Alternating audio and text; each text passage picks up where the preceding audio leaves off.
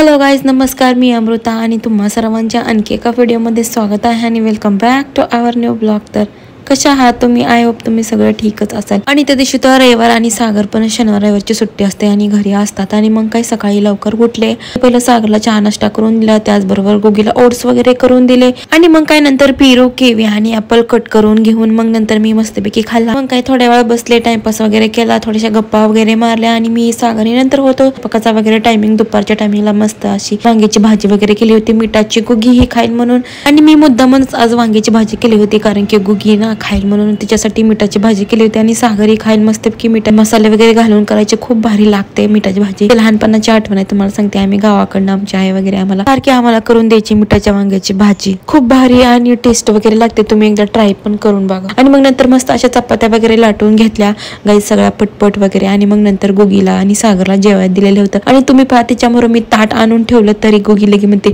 मामा मी खाते मी खाते. आणि तुम्ही पाहिलंच असेल कशी खात होती, चपाती वगैरे तोडून भाजीत वगैरे बुडवून खात वगैरे. आणि इथं गुगीचं बालपण वगैरे बघून मला ना माझं पण बालपण आठवायला लागतं, पण आम्हाला काही त्यावेळेस काही आठवत नसणार ना, कारण की आम्ही खूप लहान होतो. मग तिचं बघूनच समजायचं की आम्ही पण लहानपणी असंच करत असतो. मग काही नंतर गुगीचं सागाचं मस्त असं जेवण वगैरे झालेलं नंतर भांडी वगैरे घासून घेतली आणि मस्त किचन ओटा वगैरे साफ करून घेतला होता. आणि त्या दिवशी लवकरच वगैरे सगळं करून घेतलेलं होतं. आणि आजकाल ना माझ्या डोक्याला तापच झालेला आहे, तर सोफा घेतल्यापासून ना, त्याचा कव्हर घेतल्यापासून ते आता मला असं वाटायला लागलं उगाच कव्हर घेतला, तसाच ठेवला असताना सोफा बरं झाला असतं. कारण की तो कव्हर हातरायचा आणि तो कव्हर सारखा वाकडा तिकडा होता आणि त्याला नीट करावा लागतो रोजच. ते माझं दिवसात 4-5 वेळा त्या कव्हरला नीट करा. घेतला नसता तर परवडला असता आणि त्याच्यामध्ये ना 15-20 मिनिटं निघून जातात. उगाच घेतला आता असं वाटायला लागलं होतं. पण काही तर रोजच्या डेली प्रमाणे सगळं घर वगैरे स्वच्छ केलं होतं, झाडून पुसून वगैरे घेऊन. इथं माझं दुपारीच काम झालेलं होतं आणि सकाळची काही माझी पूजा वगैरे मिस झालेली होती. तुम्हाला मागच्या ब्लॉग मध्ये पण सांगितलं, सागर काय घरी असल्यामुळे माझी सकाळची पूजा थोडीशी मिस होते,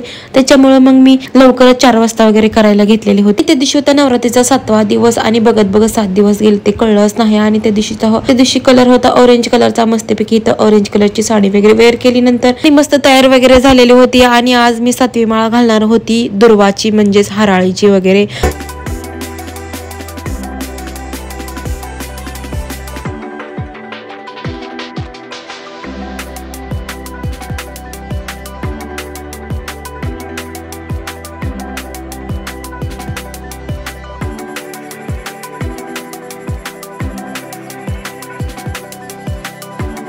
काय रोजच्या डेली प्रमाणे देवीला कुंकू लावून फुलं वगैरे वाहिली, नंतर थोडंसं घटाला पाणी वगैरे देऊन हळद कुंकू लावून फुलं वगैरे वाहून घेतली. नंतर मस्तपैकी घटाला 7वी माळा घालून घेतली. नंतर दिवे, धूप, अगरबत्ती वगैरे लावून घेऊन इथं छानपैकी आरती वगैरे करून घेतली. नंतर रोजच्या प्रमाणे सगळ्या घरातनं धूप वगैरे फिरवलेली होती आणि इथं मस्त वगैरे पूजा वगैरे करून घेतली. आणि पूजा केल्यानंतर मस्त अशी फिलिंग वगैरे वाटते. आणि तुम्हाला सांगते, तुम्ही पाहिलंच असेल माझा घट किती मोठा झालेला आहे आणि आज 7वा दिवस आहे. आणि मी माझ्या घटासाठी ना खूप आनंद आहे. त्या घटाविषयी काही सांगावं तेवढं कमीच आहे. पूजा झाल्यानंतर ना मला थोडीशी भूक लागल्यासारखं वाटत होतं आणि तुम्हाला माहिती मी सकाळी थोडेसे फ्रूट खाल्ले, त्यानंतर काहीच खाल्लं नाही. नंतर मस्त माझ्यासाठी वेलायची वगैरे घालून चहा वगैरे केला आणि मस्त सोफ्यावर बसून पीत वगैरे बसली. आणि सोफा आणल्यापासून ना मला वेगळीच फिलिंग वगैरे येते त्याच्यावर बसून वगैरे चहा पिणं वगैरे. आणि किती दिवस झाला आमचा सोफा पण नव्हता. आणि मग इथं होतं संध्याकाळच्या टायमिंग पण देवीची वगैरे पूजा वगैरे करून घेतली. तर इथे मग मस्तपैकी आज मी शाबू वगैरे बनवला होता. रोज भाकर खाऊन खाऊन कंटाळा आलेला होता, म्हटलं आज त्याला शाबू तरी बनवा. मग शाबू वगैरे बनवला, नैवेद्य वगैरे दाखवला आणि मस्त तर मी आणि सागरने शाबू वगैरे खाला. आणि असा होता आमचा नवरात्रीचा 7वा दिवस. आवडला का ते नक्की सांगा. Thanks for watching. चलो बाय एव्हरीवन, भेटू मग आणखी एका नवीन व्हिडिओ मध्ये.